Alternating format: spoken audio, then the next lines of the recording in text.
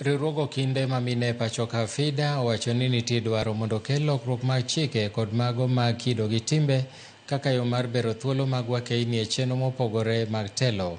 Kowuoyo boma ma Diani e kaunti ma Kwale e kinde nyasi madhialo higni 40 nyaka ne chak riwruogno, jakom FIDA Christine Kungu wacho ni ratich jok mamine mathoth manie telo oserochi kendo chenro mag yudo resruok bende oseng'uki. Okindego ywak ni jotelo mamine kale midhiero ma kamago e mbui ahinya e kinde mag kampen kod yiero kaka yo mar geng'o gi chung' e kombe mag siasa. Thank you. Flawlessly. The controversial suspension of Senator Gloria Oroba should also shed light in terms of what women in power are going through. These incidents spotlight the urgent need for legal, structural, and cultural reforms to protect and promote leadership.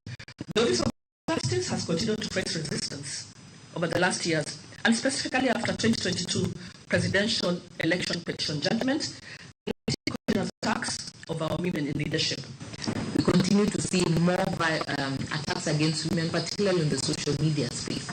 And so my worry is, coming elections, will we continue to see or be quiet when we see women are being vilified, women are being used as sexual targets to ensure that they don't vie for various positions? And so it needs not just the voice of FIDA as an organization, but the voice of each and every one of you to make that impact. FIDA Kenya taught me that justice is not a privilege, but a right. The leadership is not about titles, but about service.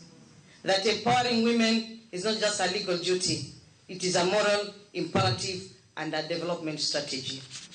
We cannot ignore the deep-seated societal attitudes, patriarchal norms, and structural barriers that still hinder the full realization of women.